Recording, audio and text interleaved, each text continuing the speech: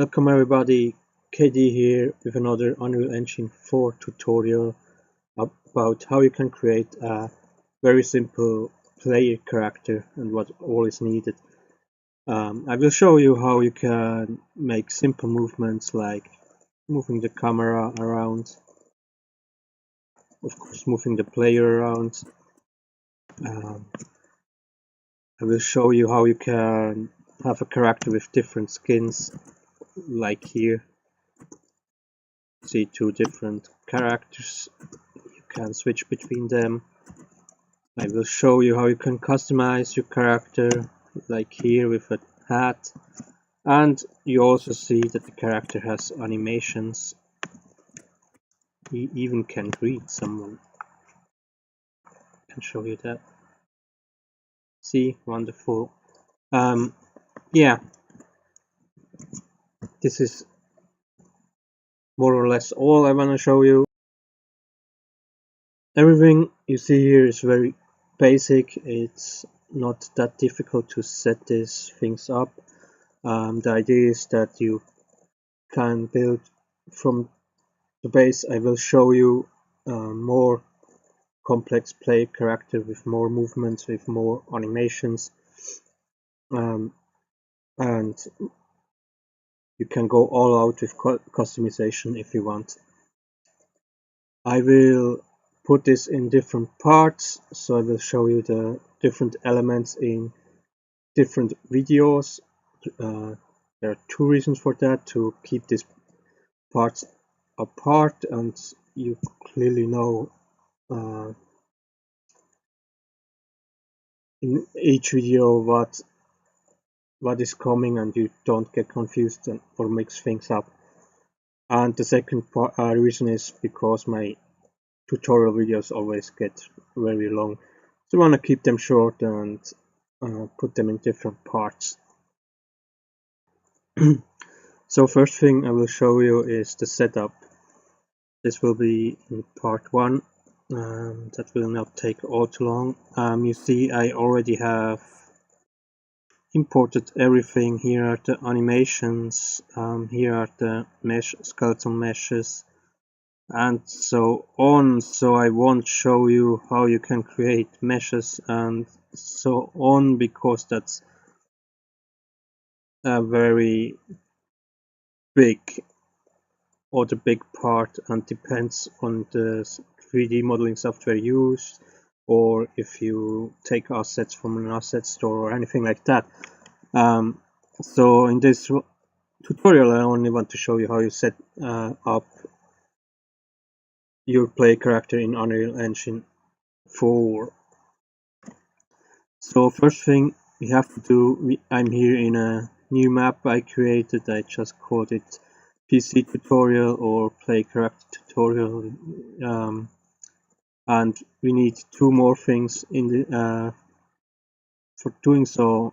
Two blueprints. First blueprint is a character blueprint. You could use an actor blueprint and create everything from scratch, but character blueprint has already useful stuff in it. I will show you what, and that's why we create the character blueprint. I call him PC blueprint because I'm lazy to write it out. Then I add another blueprint, and that's a game mode base and PC tutorial mode.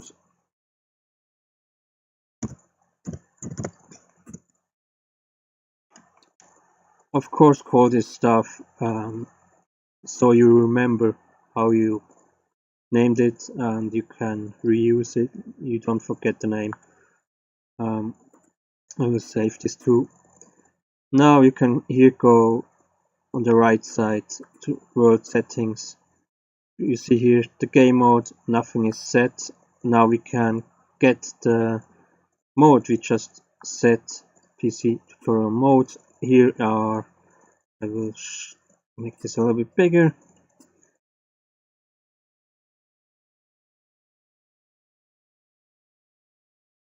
Of course, it's the first one. Yeah.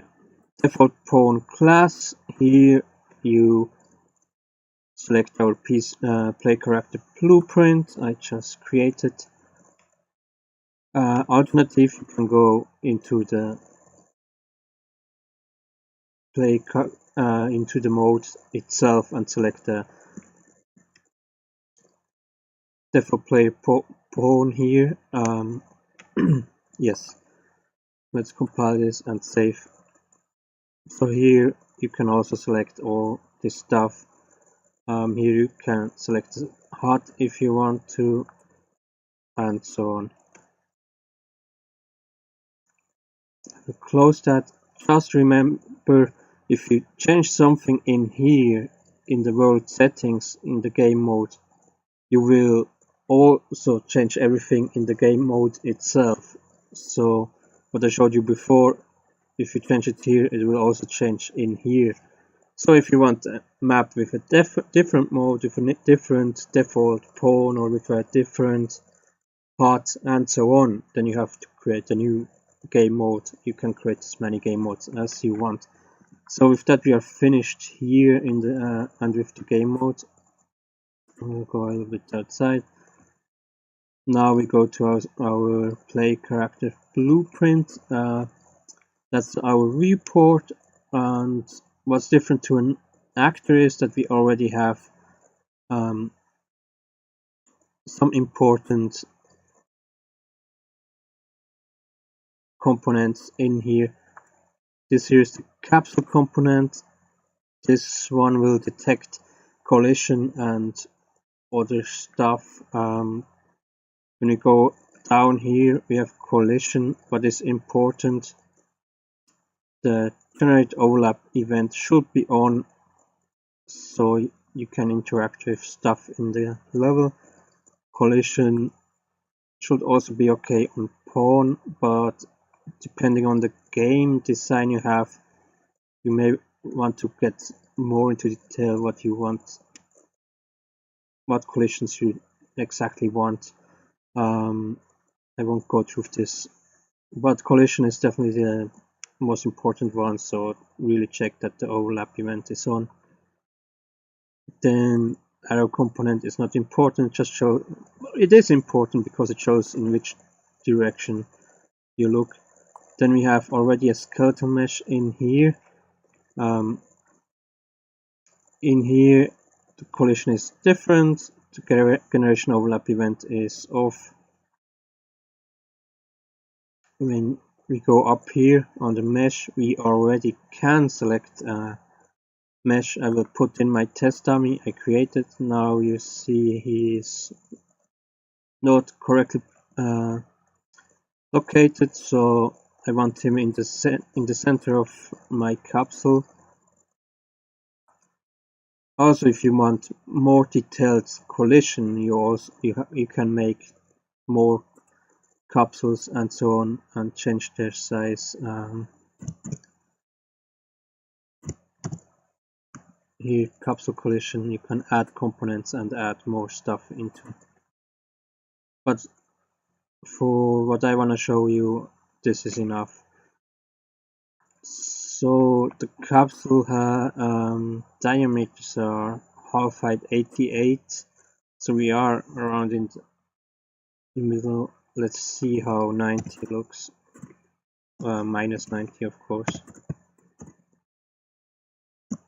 Yeah, now we are more in the center. Now you see the arrow. It's in other direction than my test dummy, so I will correct that. Now here we have character movements. I will come back to that in the second part when we talk about when we set up the movements, the inputs, the camera movement, and so on. Speaking of the camera, we now want to select capsule component, add component. First, we need to add a spring arm. You can call it how you want. I will keep it with spring arm. most important part is the target length. Here you can select the distance between your character and what will come for the spring arm, and that will be a camera, so you can decide how the distance is between your character and the camera. So with the spring arm selected, we add now this camera. When we press in here camera, we find two different cameras, the normal one and the cinema camera. Don't choose this one here, choose the normal camera, because on the cinema camera you always have to set a focus, and that's quite difficult with a camera that is always moving around and looking at something different. So we want the normal camera on the spring arm. You can call it how you want. Now here we kind of have to select where we want the camera. If I push my play character here into the world, you can see our view here. So this time I show you how you can make a third person view, and third person view is often in the back and a little bit on the top and looking down on the player character.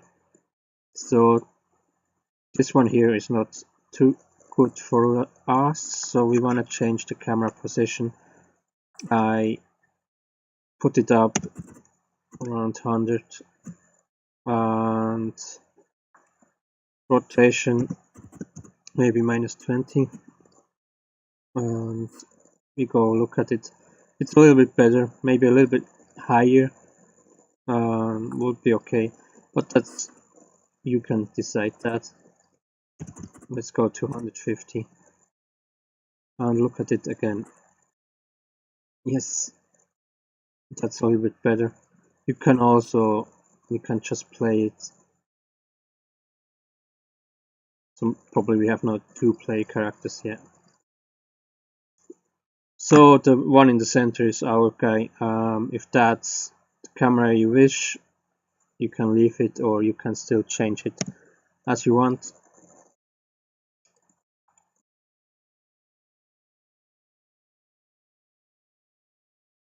Now the last thing we want to add is we press on mesh. I will add another skeletal mesh here, and I will call this headgear. That will be later on for our top hat I showed you at the beginning of the tutorial.